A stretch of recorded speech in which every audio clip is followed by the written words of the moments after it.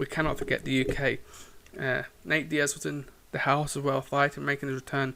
His first fight since 2019. Equally, Leon Edwards was someone making a return. He's only had 7 minutes in the cage this year, had a no contest, but his last fight was prior to either Nate Diaz's. So both of these came in with a point to prove, some octagon rust to get rid of them. I think Leon Edwards had a good performance. It's just a shame that final minute went how it did, and Nate Diaz got the plaudits and the talking points at the end of the bout, because he almost knocked Leon Edwards out. Leon Edwards put a phenomenal performance in there for 24 minutes.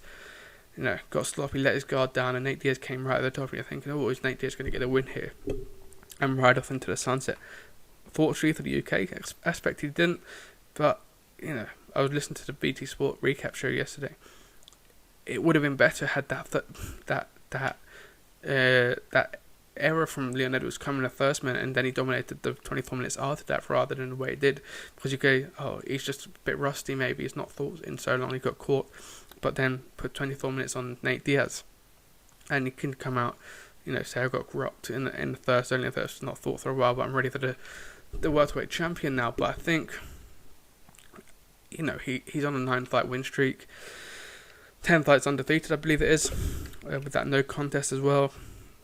So, obviously Colby Covington's next. I think that is probably, after Saturday, the right decision. It's going to make the best headlines and the best numbers for the UFC. I think Leon Edwards, unfortunately, had he gone out there and finished Nate Diaz, he had a couple chances in the first and second. That really would have punched his ticket. But the way that the fight went, there's not many people talking about Leon Edwards right now. There's more people talking about Nate Diaz, which wasn't supposed to be the case. Leon Edwards was supposed to go in there, get the finish, get some rub off Nate Diaz and the Nate Diaz fans, and go in and face Kamaru Usman. But right now, if you told me that Kamaru Usman was facing Leon Edwards tomorrow, with all due respect to Leon Edwards, because I think he's fantastic, I would still back Kamaru Usman right now, and maybe I'd be wrong for doing so. But Kamaru Usman, when his last 2 fights and his last 3 fights, even with Colby Covington, just seems on a different level. There's no disrespect to Leon Edwards. He could go in there and shock us. He's a very real and a very game fighter, and someone who just, he doesn't have to be a Colby Covington or Jaime Masvidal to put his name out there. It's just, unfortunately, he's in that division with those sort of characters that put their name out there on a regular basis and have a very strong fan base as well. Leon Edwards does his work very quietly, grinds. He's someone who's been in training camp for a year and a half now, since that fight with Tyron Woodley got announced. He's just been in persistent fight camps and not fighting. So it's unfortunate that you've got Wonderboy and Burns. Wonderboy's got tremendous respect and a backing through the fans of MMA. So if Wonderboy beats Burns in spectacular fashion, you go right. We've got Colby, we've got Wonderboy, and Edwards, even with a 9-fight, 10-fight win streak, he's going to be put back in 4th place, even though he's 3rd in our rankings. And he's probably going to have to fight someone like a Masvidal or a Michael Chiesa before he gets that opportunity, unless he wants to sit out for 6 or 7 months, which he can't do because he's just spent 2 years, a year out, year and a half out of the cage. So it's a real tricky spot for him, and I do feel for him. It's not like Darren Till. Darren Till can put a tweet out, get X amount of likes and retweets, and get his name out there and get straight into the mix instantly. But for Leon Edwards, and you have to respect his nature. He works hard. He works so hard to get his wins, and you saw it on such a night. It was a sublime performance. But unfortunately for him, it was Nate Diaz who got the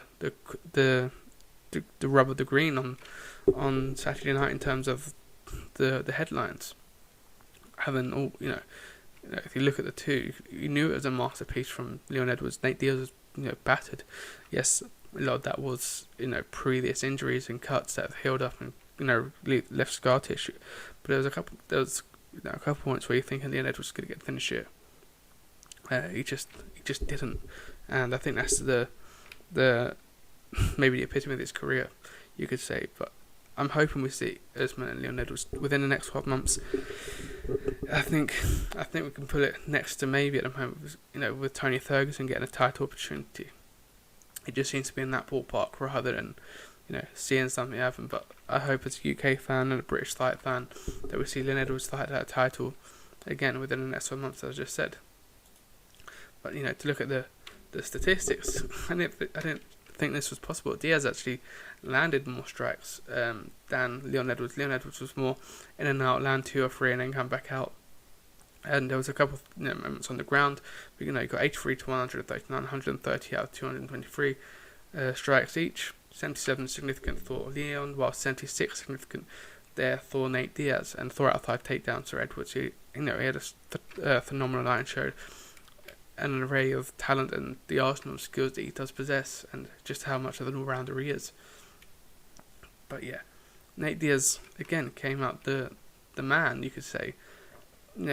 Those Arizona fans were cheering his name all night, and it is very unfortunate. But for Nate Diaz, I'm going to do a video about 5 opponents I do want to see him fight next.